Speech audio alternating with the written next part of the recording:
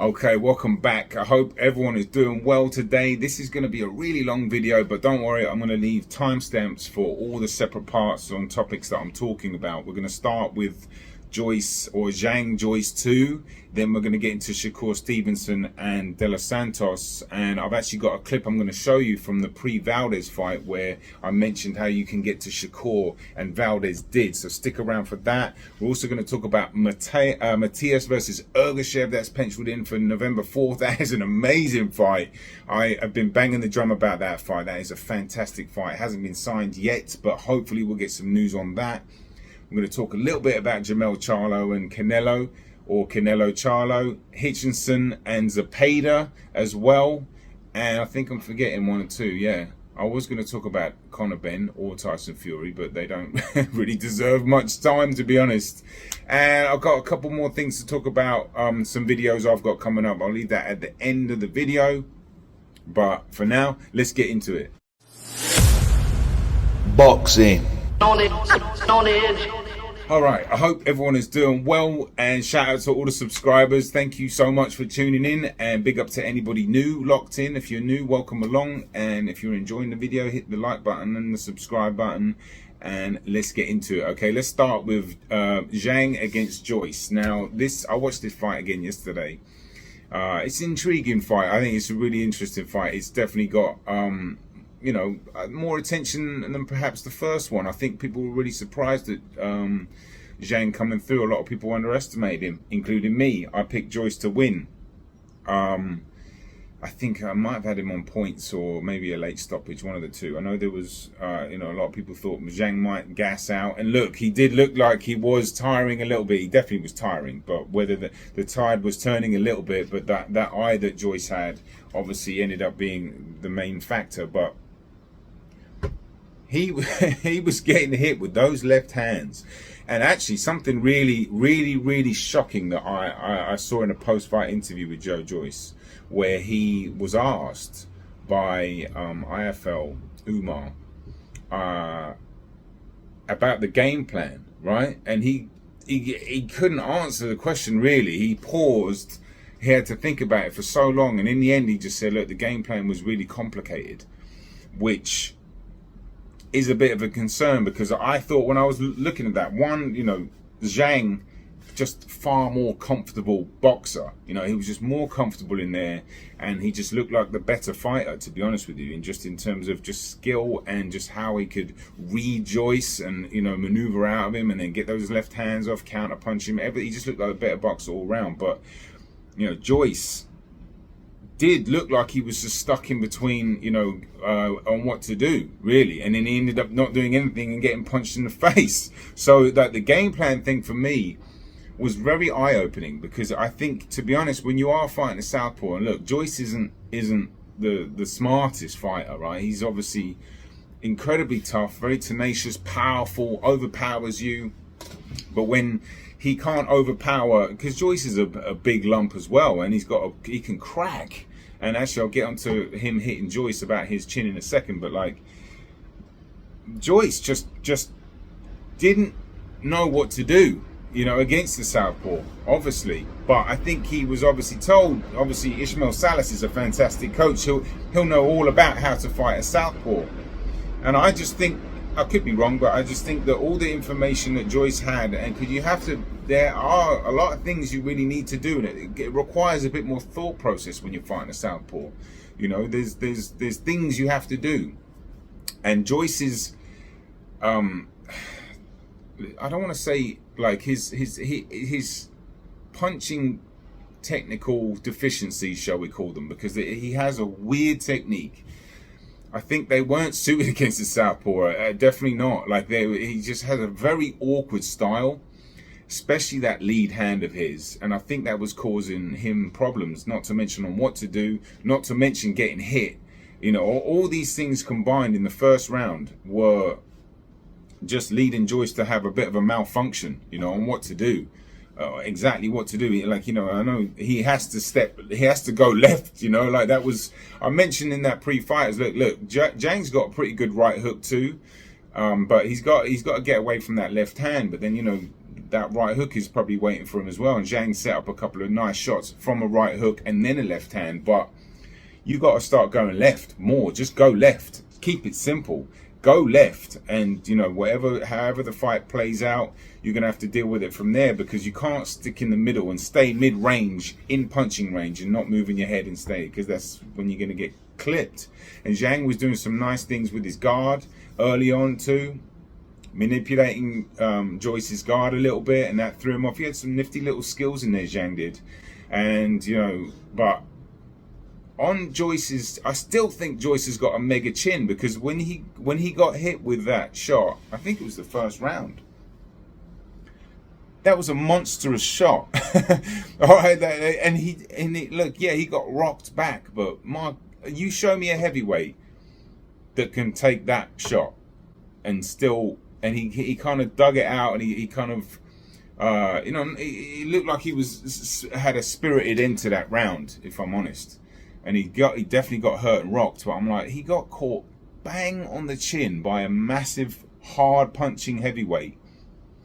I still think he's got a pretty amazing chin, to be honest with you, because I don't know if there's a heavyweight in this era that could have stood up to that. Maybe there is. If there is, let me know in the comments. I know Ray Mercer had an amazing chin. Maybe he could have taken that, but that was a fully fledged, hard, massive shot from a big puncher right on the chin. I mean, what, like... And he took it, really. He got pushed back, obviously, and wobbled and hurt, definitely, but he recovered. But then that eye started to swell up, and, you know, everything started to go wrong, really. But in the 5th round, Joyce had a really good round, because his offense became his defense. He was far more active, and he was throwing a lot more punches, and he was coming forward, and he was definitely having a lot of success. He was taking a lot out of both, but... If that's the kind of energy he can start with, maybe, you know, it's dangerous, obviously.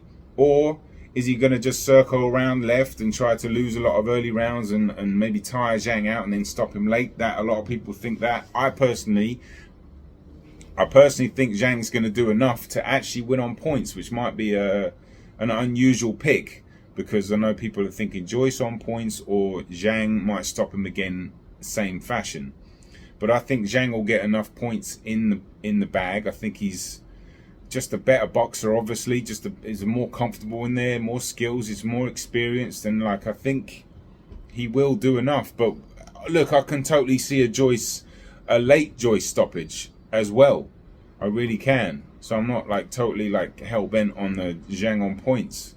But I think Zhang will just weave his way to a points victory. Yeah, I do. I think he's gonna but you know, usually when you have boxers fighting a rematch, you know, they've got their number more. So what if Joyce does start circling out to his left, right, and just getting his offense going is going to take a lot out of both. But like, Joyce has just got such a weird, like, he needed to straighten his punches. His punches were a little awkward. I think he was having issues early on with the southpaw style.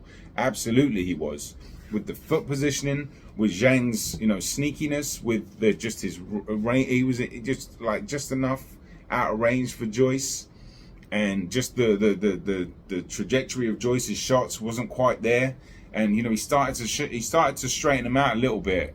And but you know, he's gonna have to keep it a tighter technique early, I think. But it's interesting. It's going to be an interesting fight. I do think Zhang's going to win on points because he's durable. He hung in there against. Oh, that was my phone just cut off. You know when it's like the memory's full on the video, because I shoot so many videos, the memory's full. Let me just fix it.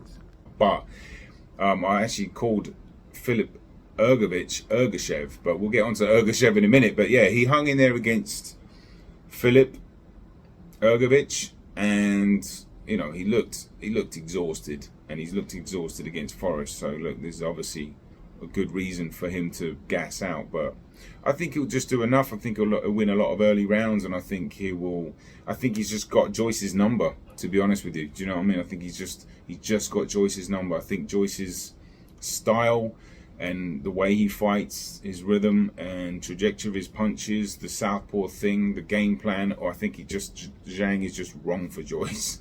Do you know what I mean? So Zhang on points.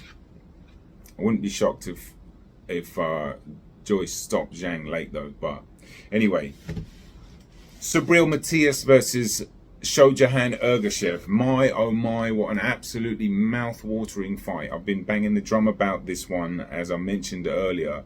This is a sensational fight. This is for, you know, Matias's IBF title, Ergashev's first world title shot. Massive step up for him. A massive step up for him. He really hasn't fought anybody.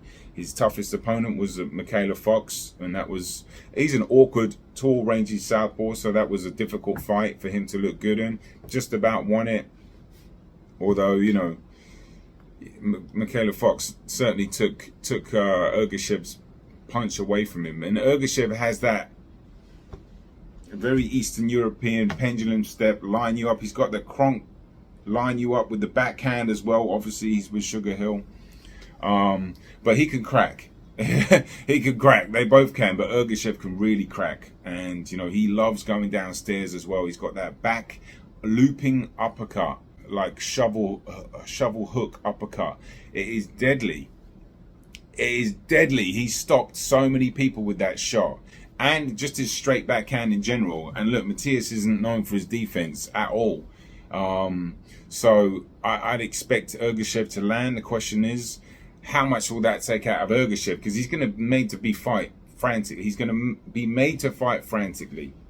Matias has that better Biev energy where he just makes people fight frantically. Takes more energy out of you when you have somebody walking you down and stalking you, especially if you can't stop them from coming in. Because I know Matias has been hurt a couple times. You know, obviously Ananyan had him really badly hurt in that first fight, and I know the first fight Matias wasn't himself, and a lot of people have told me this, and thank you for the comments on that. There's been some good responses, and I've learned a lot from the comments, because I guess Matias, I knew he had that fight against Maxim Dardashev, RIP. He lost his life in that. That's really tragic, you know, and Subriel Matias really took that hard, you know, like, and that was his next fight, I think. So he was in a good place mentally, but you know, he fought Ananyan in the rematch and won that, and actually another brutal fight. And you know, I thought Ananyan, I was like, man, I thought when I saw he beat Matias, I was like, how did he beat him? But he fought him. And I was like, wow, I thought he might have boxed him, because I didn't know who that Ananyan was. So I had to check it out. But he was toe to toe, and he took it to him, which is not something I think you should usually do. You got to have a really good heart and a really good chin, and obviously some skills as well. But Ergashev is not going to do that. He's going to box, and he's going to use his amateur pedigree. He's going to use his footwork, and he's going to use his power when he can. And this is what makes it such a great fight, because they both got power, different type of power. Who can hurt who? Is Ergashev going to be able to do enough damage to hurt Matias, to really slow him down or even stop him? Because when I first made this video, I was like, when I saw Matias get hurt like that by Ananyan, but he got hurt by Jukumbayev too. And I was like, oh, okay, he's not indestructible. And he's obviously, his chin is there to be hit. So I was like, yeah, Ergashev should be able to land the chin and take him out. But he wasn't in a healthy space, like I said, and he's in beast mode now. And look, one thing I will say as well, there's a lot of people commenting on my channel about, you know, wanting Ergashev to basically, you know, RIP and go to hospital and stuff like that. Please don't bring that to my channel. I know supposedly he said some dark stuff about Matias' family, which I do not, I think it's appalling if he said that. I've asked for links on the people that have mentioned this. No one's provided me one yet. I want to see it for myself. But I wouldn't go wishing ill on anybody that you don't know. It's not healthy spiritually. Do you know what I mean? I think just leave it out and don't bring it to my channel either.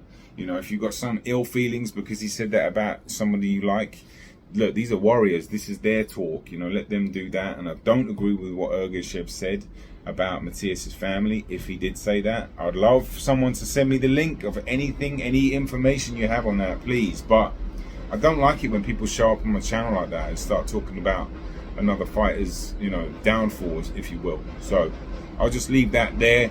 Great fight. We're waiting for this. I'm going to do another video on November 4th. Maybe I'll do a film study on it as well, because I'm so intrigued by that fight. Whatever I've got going on that day, it's getting cancelled. I'm watching that fight, which usually happens when there's boxing on anyway, but for that, there better be something really important for me to not watch that fight.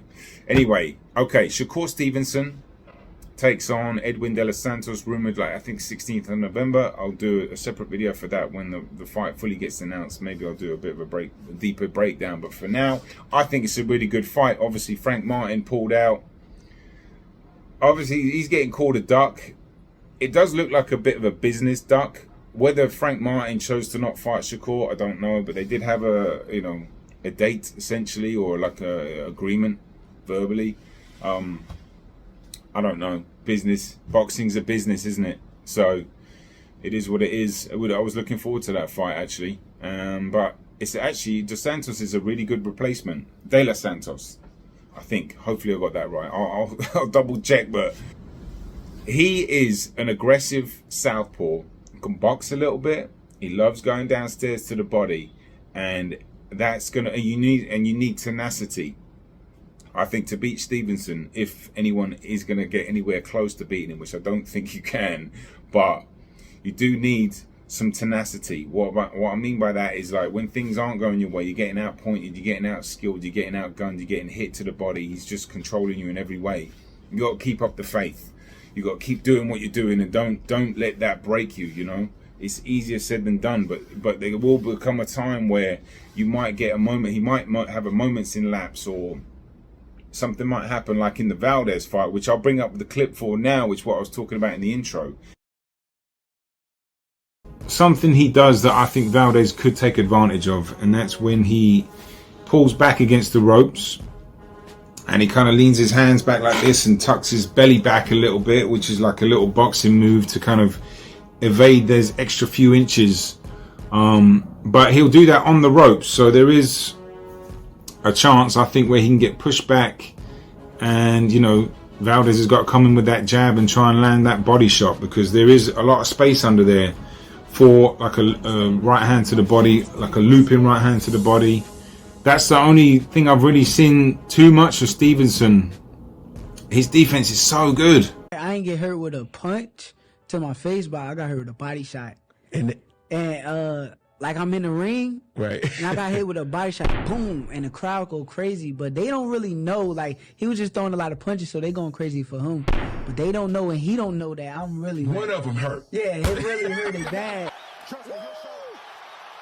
So I'm trying to play it off. I'm giving him the face, like I'm letting him know, like I'm still here. Right. But then the round ended, and I went back to the corner, and I sat down. I looked at my grandfather and said, "Yo, I feel like I gotta throw up." So when Shakur Stevenson's been doing this a while, yeah, he does like a boxing move. He lifts both of his hands up, tucks his belly under, and when he's going up, usually up against the ropes. He doesn't do it as much these days, but he still has done it. And like I said that pre-fight, I was like, if you can just back him up, maybe with the jab or whatever, get him on there and come in with a looping shot to the belly.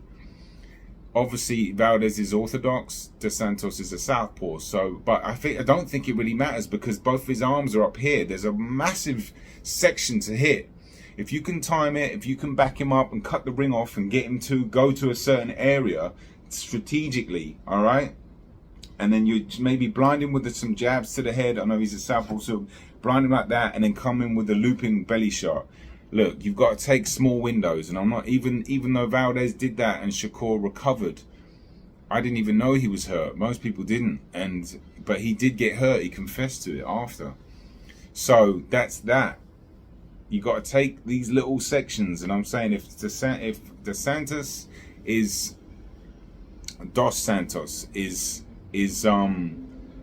still game, still there, and still able to just push and keep believing in himself and keep just, despite getting outscored or whatever, there's an opportunity. But he's got to get a bit physical, and he's just got to get crispy with his shots as well, But there's not a lot of footage of Dos Santos. I keep saying Dos Santos. Dos Santos, because I know he had a good win against Adorno. And he had a firefight with Valenzuela. That was a great fight, but there was highlights, and that was, he got hurt in that fight, actually. Valenzuela's he can crack. And, Dos Santos Los Santos came back and got the stoppage, so he's tough, tenacious. So that'll be interesting. So that's hopefully, well, yeah, November 16th. It's a decent replacement. And yeah, moving on, Canelo versus Charlo. We talked about this fight. I was actually quite buying into the fact that Jamel might actually get an upset here. But the more I think about it, the more I'm leaning to probably not. Because I forgot about his inactivity. Okay. And then, you know, I've talked about the weight, him moving up. I don't think it'll be a big deal because he is big, but you still do have to build in and fill into that weight. And watching the All Access, like it does look like he's going to need his speed, and it looks like he's also mentioned about how this. He briefly mentioned how it made him feel a bit slower initially. That's a worry, okay? Because when you are, like, you know, bulking up or whatever, it's going to take your speed away. It definitely is. But it might help him, you know, it'll make him stronger. So it's like, you know, it's a little give and take, but he's going to need his lateral movement. He's going to need some crispy shots against Canelo. What I mean by that is you got to zing these shots in quickly and enough, with enough speed, so you get it there, get it back, and get out of range, because he's waiting for you with that active high guard. Canelo's waiting for you to counterpunch. Just ask Billy Joe, you know, like if you make a mistake or you're not out of the pocket quick enough, he's going to catch you. But you have to be in tremendous shape to keep that up with these zippy shots, you know, bang, and then 1-2s, and just keep that going. You're walking a tightrope, you know. Let's not forget, Charlo got clipped by Castaño, arguably lost the first fight, got beat by Harrison. This is a 154, all right? He's up to 168 now against, you know, Canelo. So the only reason I was giving Charlo, like, not the only reason, but like, I think stylistically, obviously Canelo struggled with lateral movement in the past and stuff like that. But where is Canelo at in his, you know, his career in terms of motivation? And that's one thing. I know Jamel was looking really like energetic and calm and positive and confident. So that might play a part later on and early. If Jamel can get some early rounds in, and then, you know, not get in too much trouble in the mid rounds, pick up a couple of mid rounds, I think where's Canelo's energy and desire and the back end of the fight? And obviously Jamel's going to have to win at least 7 rounds clearly. So can you see him doing that? Probably not. A lot of people think he's going to get stopped. Maybe. I actually think he might make it to the final bell, probably win like 4 or 5 rounds, something like that. It'd be a Canelo 116, 112, something like that. Maybe a bit closer. Maybe Charlo might win 5 or 6 rounds, but I don't think he'll beat Canelo. No, maybe I'll do a fuller breakdown next week. But Hitchinson against Zepeda. This is an excellent fight, and this is a really good step up for Hitchins. Hitchison, if I got his name right. I'm so bad with the names. Richard Hitchinson, I think, against Jose Zepeda. Now look, Jose Zepeda, former world title challenger, twice, lost to Ramirez, and then obviously Prograis stopped him. I picked Prograis to beat him, probably by stoppage. I only did an early thoughts, and then I never backed it up with a prediction at the time. But I was like, I think Regis is going to stop him. Great. That was probably Prograis' best performance, actually. And if you think about Zepeda, right, I think personally, I think the Ramirez fight's taken a lot from him. That Baranchek fight took a hell of a lot from him. And then the Prograis fight has taken a lot from him as well. And I think stylistically, Hitchinson's all wrong for him. Do you know? I think he's just so crisp with his shots, beautiful defense, timing is excellent, good sharp puncher, and massive belief in himself. And he's excellent against southpaws. You know, I think it was Bowser, was it? Yeah, he dismantled him. Beautiful, like just landing, you know, those 1-2s constantly. Really good boxer. You know, I'm going to favour Hitchinson. I think he might even stop Zepeda, you know. I think if he doesn't stop him, he's definitely going to win on points. I think he's going to have a breakout performance. It's like a really good performance. Really good. Don't want to say dominating, but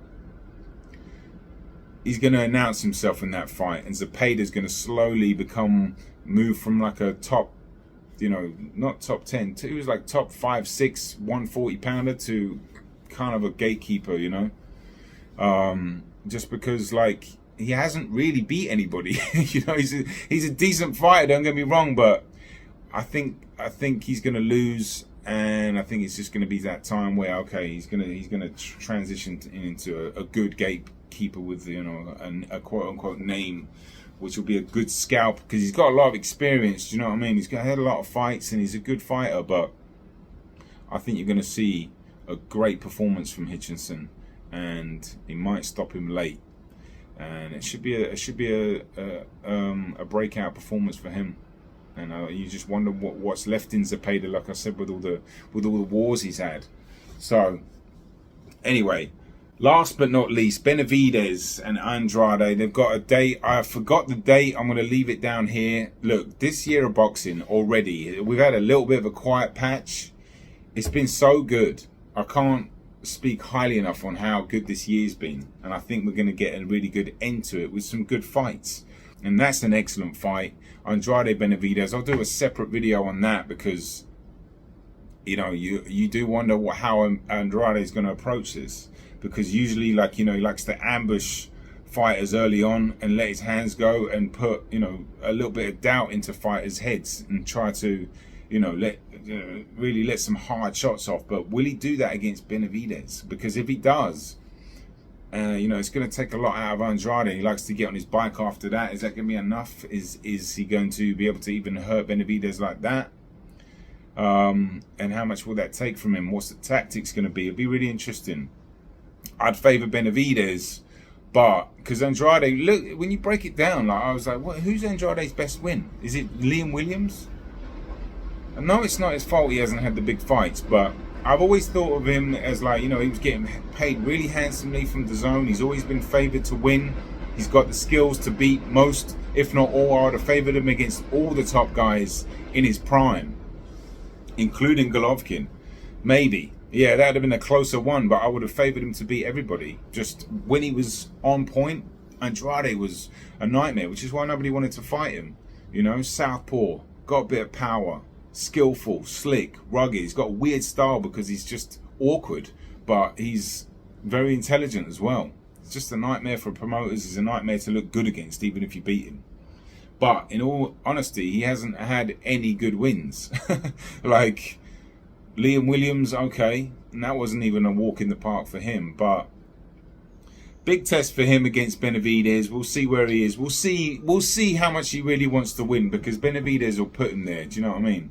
Benavidez will really make him question how much do you want to win, and we'll find out how much left or how much desire Andrade's got, because we know what we're going to get from Benavidez. He's going to put it on him, and he's going to hopefully have to clean up some of his cutting off the ring with Andrade, because, you know, he's had some issues with that in the past. The one thing I'll talk about cutting off the ring, which I'll compare, you know, like people like Matias, who reminds me a little bit of Margarito, and Benavidez. Not necessarily stylistic. I'm talking about how they actually get to their opponent.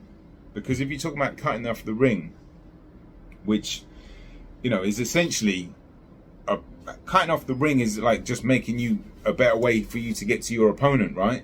Obviously there's stepping over, there's skill to it, and there's a thought process, and, you know, you have to read your opponent and then, you know, cut them off, all this stuff, and close the gap. But these guys can do that without doing that. Do you know what I mean? If you watch Margarito against Cotto in the first fight, he was able to cut the distance really early on. In when Cotto had a lot of energy and he was boxing, he was making Cotto fight very early on, because he was just had an energy, a desire, and just an ability to get to his opponent and make him fight, cutting the ring off or not. And Benavidez does the same thing. He's able to get to his opponents by not cutting the ring off. And Matias does the same thing. It looks ugly, you know, but they do it. And they somehow just get to their opponents, frantically make them fight, and that's where they win the fight. So can he do that against Andrade? We'll see. got some up and coming videos I want to talk to you about briefly. I know I said this was a long video, so if anyone's made it to this point, thank you so much. Shout out to you, big up. And I've got Naoya Inoue, a look at his power.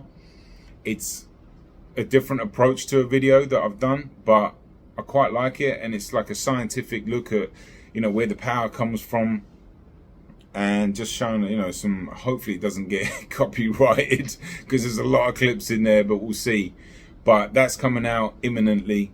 I've got a look into Dimitri Bivol's style. I'll leave a first clip I'll leave both the intros of those two videos at the end because I've already done quite a bit on those. And I'm going to narrate these videos. I'm trying to bring a new style in. Just add a few different videos, but because anyone that's new to, and also shout out to the new subscribers. I know there's been a few recently. Big up to you. I'm an artist, okay? I love making like art essentially. In each video that I do, especially the next two ones, I look at them as a piece of art, okay? There's a flow to them that I'm trying to slowly discover my style. So it might be not that easy for people to understand, but this is where I'm going with some of the videos, and the Bivol one especially, and the Inoue one. But you know, I'm just slowly, and I've also got a really exciting project on, it's called Brooklyn's Finest. Remember that movie? It wasn't a great movie, to be fair, and there was a mixtape as well. I'll leave the images up here, but I've done my own thumbnail, and it's going to be a look into the best fighters from Brooklyn. I'm going to go to Gleason's gym and interview some of the guys and get their opinions on the best fighters in Brooklyn. And it's going to be like a documentary again.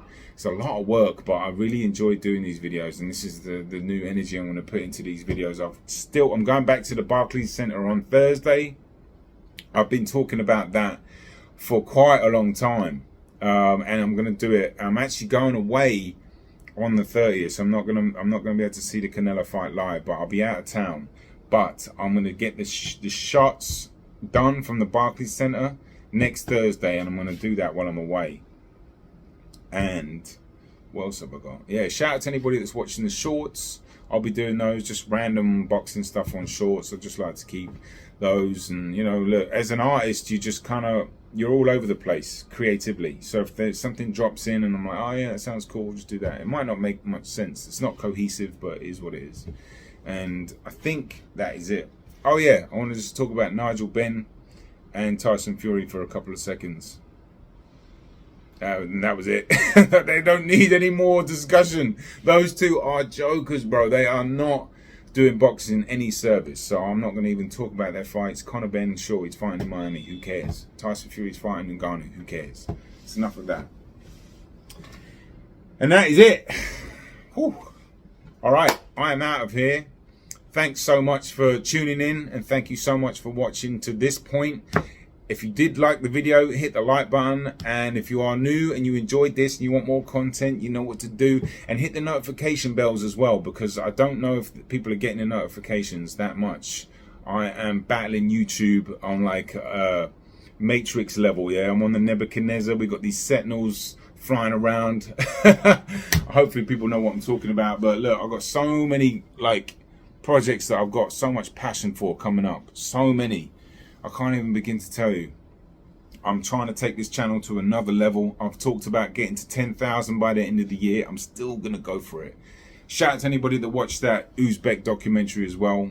Didn't come out how I exactly wanted it to, but the style that I'm working at is a work in progress. And when I get there, it's going to be great.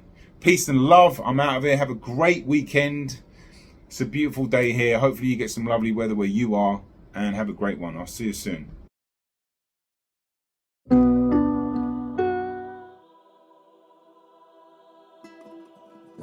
Because I'm in boxing since I remember myself.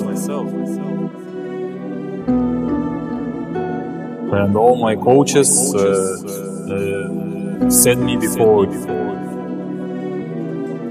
you can be the best fighter in the world.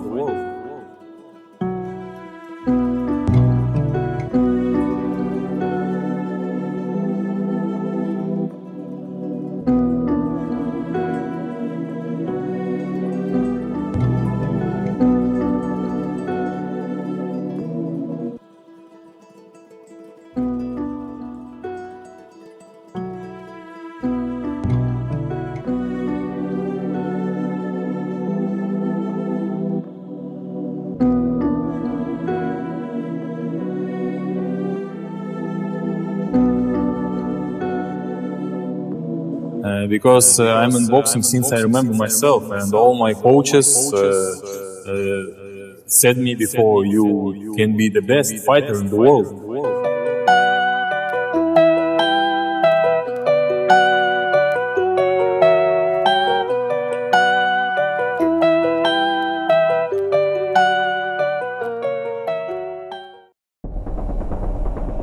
Earlier, I knew Ye. The monster. He's one of the hardest hitters in the sport. Oh, a huge right hand from the monster! I mean, he can really crack.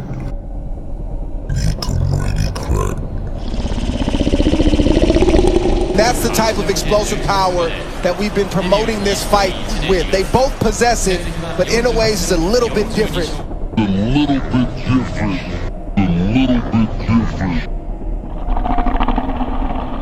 What is it that makes it so different?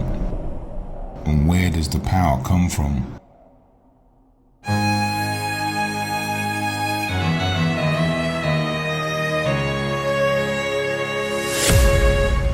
Boxing.